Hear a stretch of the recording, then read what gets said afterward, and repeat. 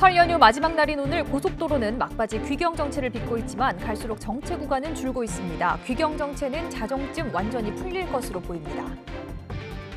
2차 북미 정상회담이 오는 27일과 28일로 확정된 데 대해 청와대는 기대감을 나타냈습니다. 그러면서 북한과 미국이 구체적이고 실질적인 진전을 이루어달라고 당부했습니다. 사법농단 의혹에 대한 막바지 수사 중인 검찰이 설 연휴인 오늘도 양승태 전 대법원장을 구치소에서 불러 조사했습니다. 양 전 대법원장에 대한 기소는 11일쯤 이루어질 전망입니다. 내일 오전에 전국적으로 비나 눈이 오고 오후부터 찬바람이 강하게 불며 추워지겠습니다. 북극 한파가 찾아오면서 설 연휴 내내 기승을 부렸던 미세먼지는 해소될 것으로 보입니다. 시청자 여러분 안녕하십니까? 저녁 7시 YTN24 시작합니다.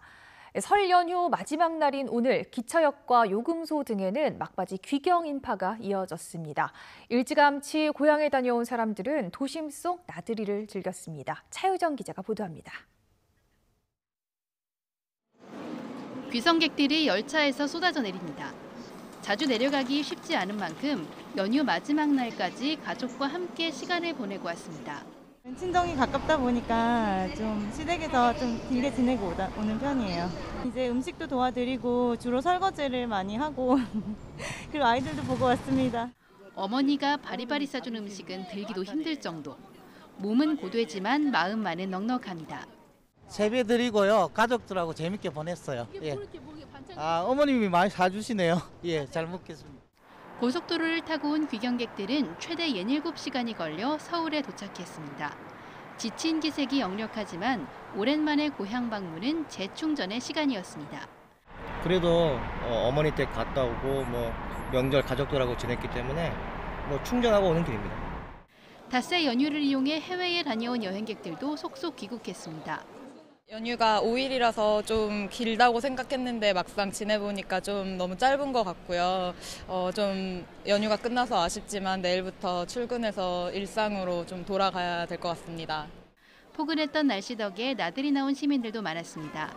연휴 기간 무료로 방문할 수 있는 고궁은 특히 인기 만점입니다. 맛있는 것도 먹고 이렇게 예쁜 궁궐도 같이 구경하고 다 같이 연휴 마지막 날을 행복하게 시간 보낼 수 있어서 굉장히 기분이 좋았습니다. 설 연휴의 끝자락. 시민들은 각자의 추억을 새기며 일상으로 돌아갈 채비를 했습니다. YTN 차유정입니다. 설 연휴 마지막 날인 오늘 고속도로에서는 막바지 귀경 정체가 이어지고 있습니다. 한국도로공사는 오늘 오후에 귀경 정체가 절정을 넘겼지만 완전히 풀리는 데는 시간이 더 걸릴 것으로 보인다고 밝혔습니다. 그러면서 자정을 넘어야 고속도로 정체는 모두 해소될 것으로 내다봤습니다. 현재 도로 상황을 보면 경부고속도로 경우 서울 방향으로 청주 분기점에서 목천 나들목까지 26km 구간이 막히고 있습니다. 서해안고속도로는 당진에서 서해대교까지 15km 구간, 영동고속도로는 여주 휴게소에서 이천 나들목 사이 9km가 밀립니다. 서울까지 승용차를 이용할 경우 부산에서 출발하면 6시간, 강릉에서 출발하면 3시간 정도가 걸릴 것으로 보입니다. 설 연휴 기간 꽉 막힌 도로에 답답함을 느끼는 건 누구나 마찬가지일 겁니다. 경찰이 암행 순찰차를 동원해서 귀경길 얌체 운전에 대한 특별 단속에 나섰는데 적발 차량이 줄줄이 이어졌습니다. 단속 현장을 김대겸 기자가 다녀왔습니다.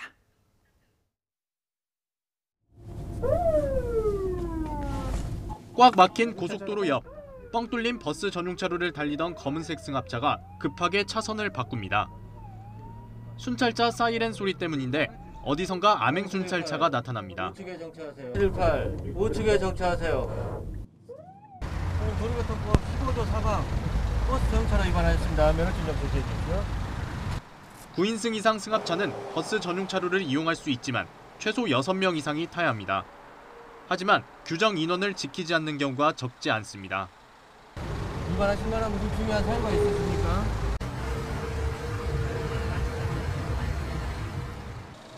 추월을 위해 잠깐 버스 전용차로에 들어선 거라고 해명해 보지만 버스 전용차로를 타시면 안 되는 줄은 아시죠?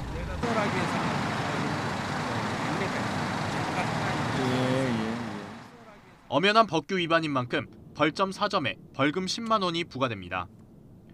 첫 단속을 마치고 고속도로에 올라선 지 채 10분도 지나지 않아 또다시 사이렌이 울립니다. 불과 1시간 만에 버스 전용차로 위반으로만 줄줄이 9건이 걸렸습니다. 특히 지난 2016년 9월 전국 고속도로에 21대의 암행 순찰차가 투입된 이후 서울 요금소를 지나 양재 IC에서 한남까지 6.8km 구간에 대한 암행 단속은 올해가 처음입니다. 지금은 설 명절을 끝내고 기쁜 마음으로 집으로 귀가하고 계실 텐데요. 저급한 마음으로 버스 전용차를 이용했을 경우는 암행 순찰차 등이 언제 어디서든 단속할 수 있으므로 준법 운행을 하여 주시기 바랍니다.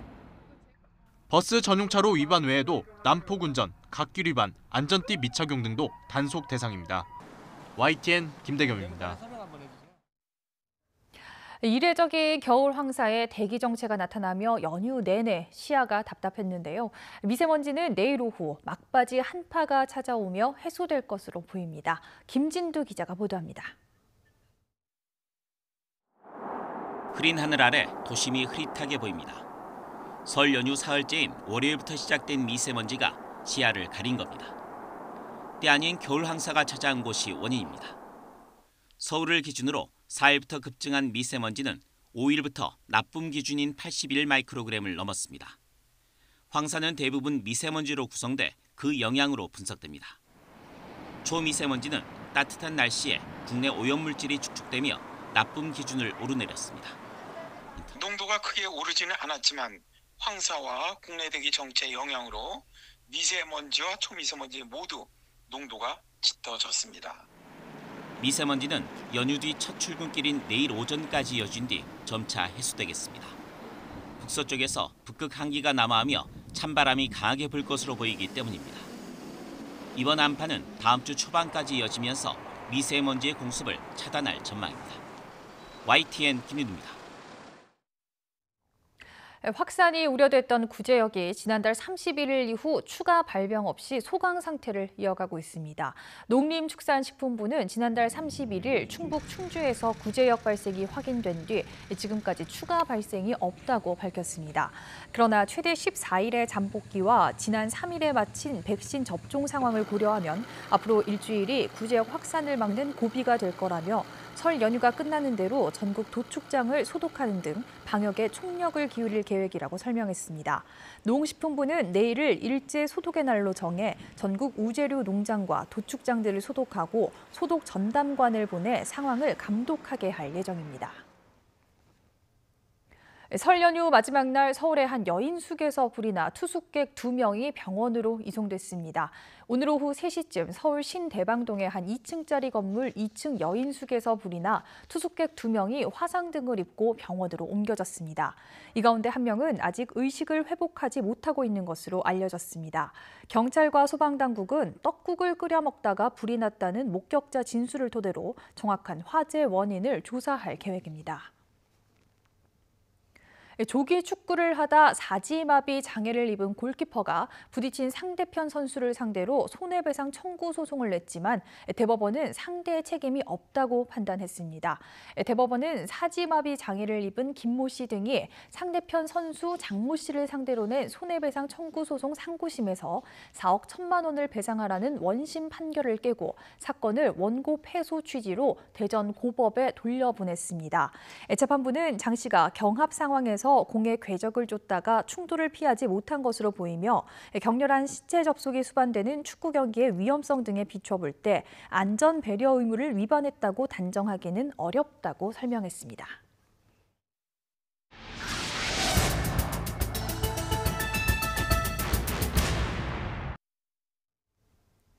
한반도 비핵화와 평화체제 논의의 중대 분수령이 될 2차 북미 정상회담이 오는 27일부터 이틀 동안 베트남에서 열립니다. 도널드 트럼프 대통령은 오늘 오전 미 연방의회에서 열린 새 국정연설에서 이번 달 27일과 28일 베트남에서 김정은 북한 국무위원장과 만날 것이라고 밝혔습니다. 이에 따라 트럼프 대통령과 김정은 위원장은 지난해 6월 12일 싱가포르에서 역사적인 첫 정상회담을 한 데 이어 260일 만에 두 번째 만남을 갖게 됐습니다. 하지만 정상회담이 열릴 구체적인 도시는 공개하지 않았습니다. 트럼프 대통령은 연설에서 한반도 평화를 향한 역사적인 노력을 지속하고 있다고 전제하면서 북한에 억류된 인질들이 돌아왔고 핵실험은 중단됐으며 15개월 동안 미사일 발사는 없었다고 밝혔습니다. 설 연휴 기간 서울에 머물던 스티븐 비건 미국 대북정책 특별대표가 북측과 실무 협상을 위해 평양으로 건너갔습니다. 북한 김정은 위원장의 의중을 효율적으로 확인하기 위해 이루어진 평양 협상인 만큼 김 위원장과의 파격적인 만남이 성사될 수 있을지도 관심입니다. 강정규 기자입니다. 아직 어둠이 가시지 않은 새벽, 외교 차량 한 대가 호텔을 빠져나갑니다. 뒷좌석엔 스티븐 비건 미국 대북정책 특별대표가 타 있습니다. 2시간쯤 뒤 오산 미군기지 활주로에 헬기 2대가 내리고 곧이어 흰색 전용기 한 대가 이륙합니다. 북측과 실무 협상에 나선 비건 일행은 서해 직항로를 이용해 평양 순안공항에 도착한 것으로 전해졌습니다.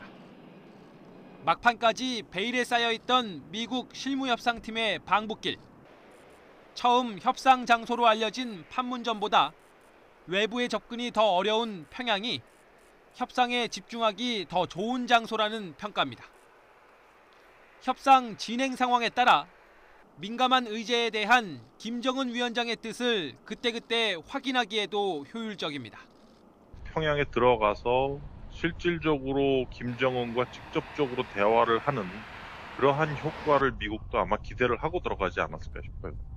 미국이 북한의 안방격인 평양에 직접 찾아가는 모양새를 보인 만큼 북측에 전격적인 제안을 던질 가능성도 엿보입니다. 비건 특별대표의 협상 상대는 핵협상 전략통으로 알려진 김혁철 전 스페인 주재 북한 대사. 차관복급인 비건이 김정은 위원장을 직접 만날 가능성은 낮지만 그렇다고 완전히 배제하기도 어렵습니다. 북한 특유의 깜짝 방문 있잖아요. 김정은 위원장의 통 큰 모습을 보여주기 위해서 파격 의전을 선보일 가능성은 배제할 수 없다. 평양 실무협상이 하루를 넘길 수도 있다는 관측 속에 초읽기에 들어간 2차 북미 정상회담의 합의문 조정 등 막판 조율 결과가 어떻게 나올지 주목됩니다. YTN 강정규입니다. 도널드 트럼프 미국 대통령의 신년 국정연설 키워드는 강한 미국과 화합이었습니다. 한층 더 강화된 보호무역 기조를 예고하는 한편 불법 이민을 막기 위한 국경장벽의 필요성도 거듭 역설했습니다. 조수연 기자의 보도입니다. 집권 3년 차를 맞은 트럼프 대통령은 새해 국정연설에서 경제 성과부터 과시했습니다. We have created 5.3 million new jobs and importantly added 600,000 new manufacturing jobs, something which almost everyone said was impossible to do. 이런 성장을 이어나가려면 수십 년간 이어져 온 재앙적인 무역 정책부터 뒤집어야 한다고 강조했습니다. 미국 우선주의를 기치로 한 보호무역주의를 재천명한 겁니다. 이어 중국을 향해 미국의 산업을 위협하고 미국민의 일자리와 지식재산권을 빼앗는 관행을 바로잡겠다는 메시지도 던졌습니다. And we are now working on a new trade deal with China. But it must include real structural change to end unfair trade practices. 트럼프 대통령은 국경장벽 건설 계획도 부각하며 불법 이민에 대해 관용을 베풀지 않겠다는 입장을 재확인했습니다. The lawless state of our southern border is a threat to the safety, security, and financial well-being of all America. 안보 이슈에 관해서는 방위비 분담금 문제를 다시 제기하며 나토 동맹국들의 방위비 증액을 압박했습니다. 아울러 최근 연방정부 셧다운 사태로 내홍을 겪은 여야의 통합을 호소하며 80분의 국정연설을 마무리했습니다. Millions of our fellow citizens are watching us now gathered in this great chamber, hoping that we will govern not as two parties, but as one nation. 국정연설장에는 낸시 펠로시 하원 의장을 필두로 민주당 여성 의원들이 일제히 하얀색 옷을 입고 참석해 눈길을 끌었습니다. 과거 여성 참정권 운동가들에 대한 연대를 표하기 위해서인데 트럼프 대통령의 성차별적 언행에 대한 항의의 뜻도 담겼다는 관측이 나옵니다. YTN 조수연입니다.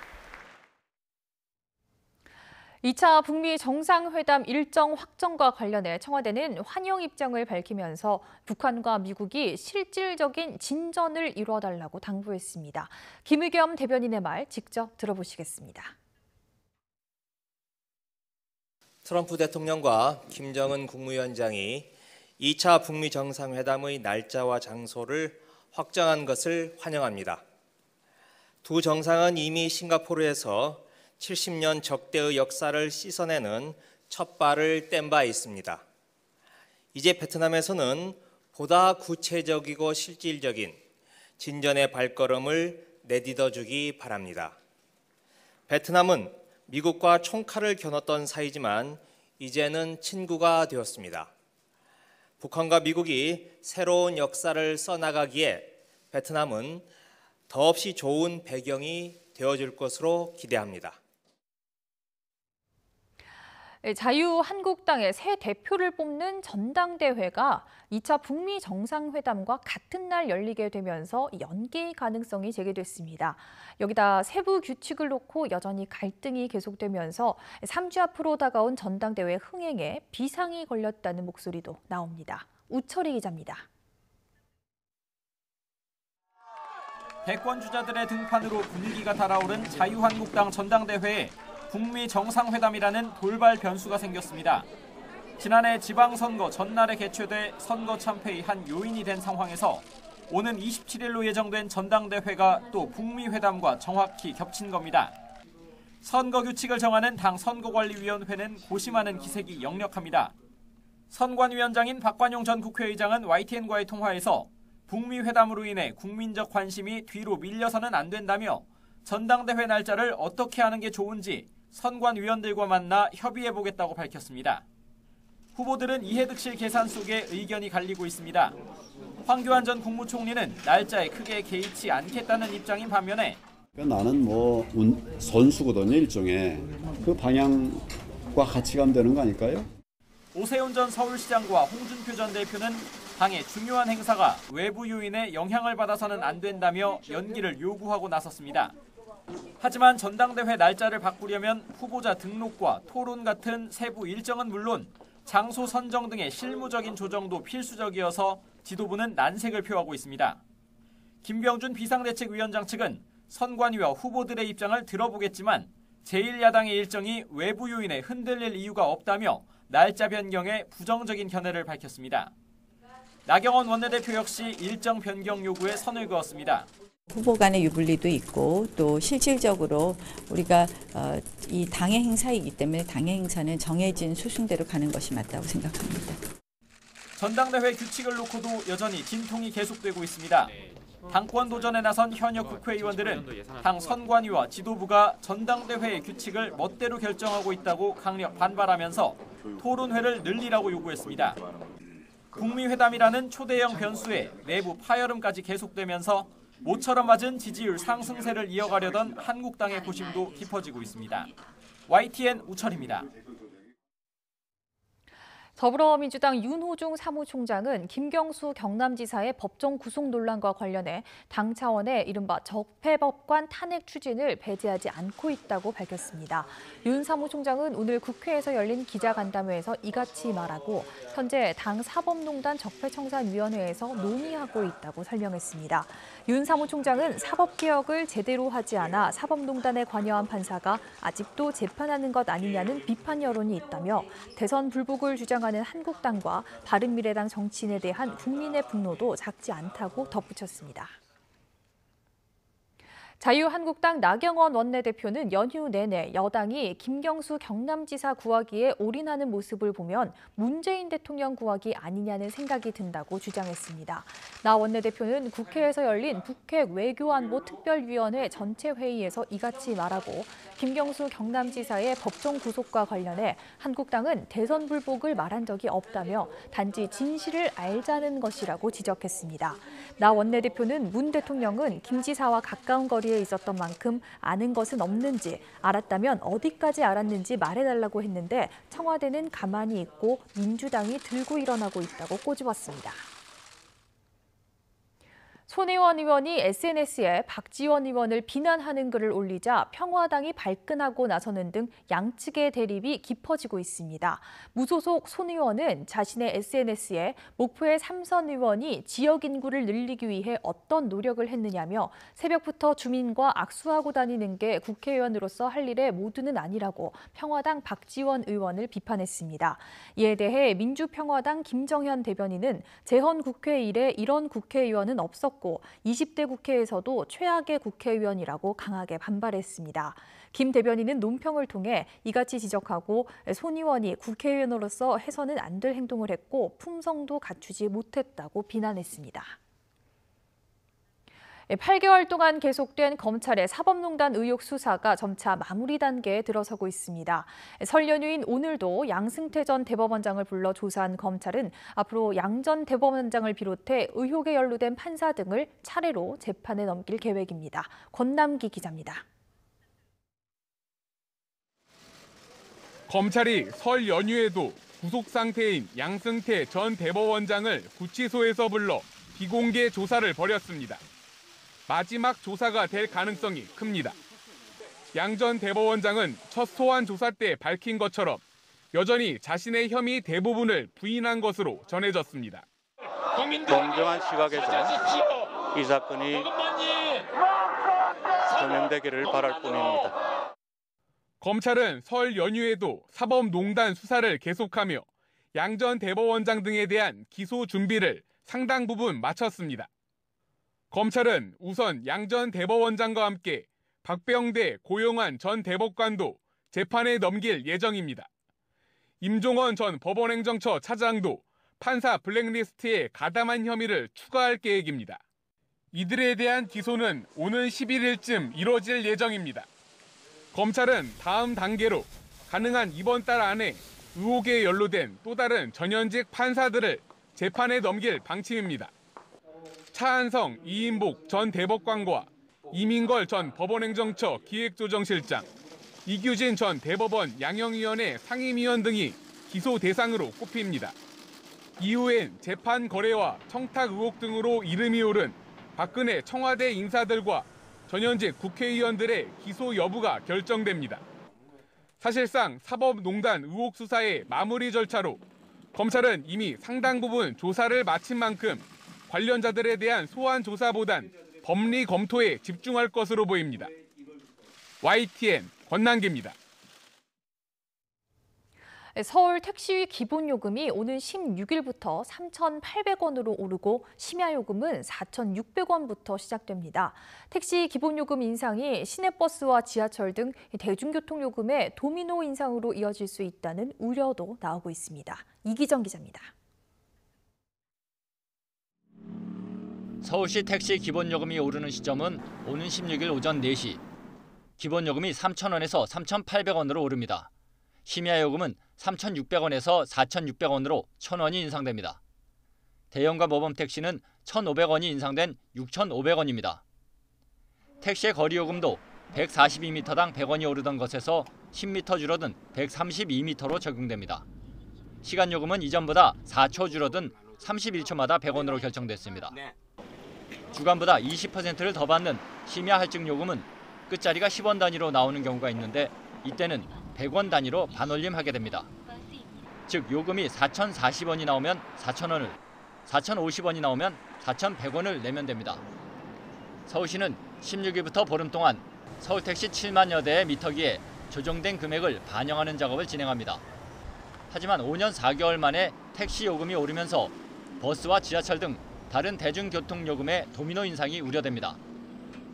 서울시는 다른 대중교통의 요금 인상은 폭과 시기가 결정되지 않았다는 입장이지만 서울 지하철도 성인 기준으로 1,250원에서 200원 인상하는 방안이 거론되고 있습니다. 지하철 영업 적자도 심해지고 있고 버스와 지하철 요금이 2015년 6월에 오른 이후 인상 시기가 도래하고 있다는 점 등이 불안 요인으로 작용하고 있습니다. YTN 이기정입니다. 한국은행은 설 연휴 뒤에도 대외 상황의 불확실성은 높겠지만 국내 금융시장은 안정된 흐름을 보일 것으로 내다봤습니다. 한국은행은 이주열 총재의 주재로 금융 경제 상황 점검 회의를 열고 설 연휴 기간 국제 금융시장에는 큰 불안 요인이 없이 대체로 안정적인 모습을 보였다고 평가했습니다. 다만 미국과 중국의 무역 협상, 브렉시트 등 대외적 불확실성이 남은 만큼 국내외 시장 상황을 면밀히 감시한다는 방침입니다. 지난달 서울의 아파트 매매량이 1월 기준으로 6년 만에 가장 적었던 것으로 나타났습니다. 서울 부동산 정보 광장 자료를 보면 지난달 서울 아파트 매매량은 1,880건으로 2013년 1월 1,200건을 기록한 뒤 최소 수준으로 떨어졌습니다. 이른바 강남 3구 거래 역시 지난해 2,000여 건에서 지난달 230여 건으로 크게 줄었습니다. 코미디 영화 극한 직업이 설 연휴 마지막 날인 오늘 오후 1,000만 관객을 돌파했습니다. 코미디 영화로는 6년 만입니다. 최도희 기자입니다. 지금까지 이런 맛은 없었다. 이것은 갈비인가 통닭. 마약반 형사들의 코믹 수사가 극한 직업이 흥행 돌풍을 일으키며 개봉 15일째 1,000만 영화에 등극했습니다. 지난해 1,000만을 넘은 신과 함께 인과연에 이어 역대 23번째이자 코미디 영화로는 7번 방위 선물 이후 6년 만입니다. 극한 직업의 흥행 이유로는 영화 속 웃음 타율이 제법 높다는 점이 꼽힙니다. 국민 간식으로 꼽히는 치킨을 소재로 자영업, 소상공인의 애환을 담으며 공감대를 넓혔다는 점도 흥행 비결로 분석됩니다. 대사에 그 즐거움이 분명히 있는 작품이고요. 그리고 뒷부분에는 그 기대를 뛰어넘는 액션씬도 볼 수가 있고 모든 사람들이 다 자기 직업에 목숨을 걸고 일하는데 그게 다 극한 직업이 될 수 있다는 이 시대 치킨맨들을 향한 어떤 그 세레나데랄까요? 대진운도 따랐습니다. 지난해 개봉한 국가부도의 날이나 마야광 등 잇따라 나온 무게감 있는 한국 영화에 지쳤던 관객들이 가벼운 코미디 영화에 마음을 열었다는 평가가 나옵니다. 개봉식에는 비슷한 유형의 코미디 경쟁작도 드물었고 극장과 성수기 가운데 하나로 꼽히는 설 연휴조차 이렇다 할 강력한 경쟁자가 없었습니다. 한국 영화 경쟁작이었던 뺑반은 가볍게 제쳤고 외화 경쟁작 알리타 배틀엔젤은 설 연휴 막바지에 개봉해 큰 변수가 되지 못했던 겁니다. 연휴 기간에도 거침없는 흥행세로 올해 첫 1,000만 돌파 기록을 세운 극한 직업이 앞으로 보여줄 기록 행진이 어디까지 이어질지가 관심사입니다. YTN 최두입니다.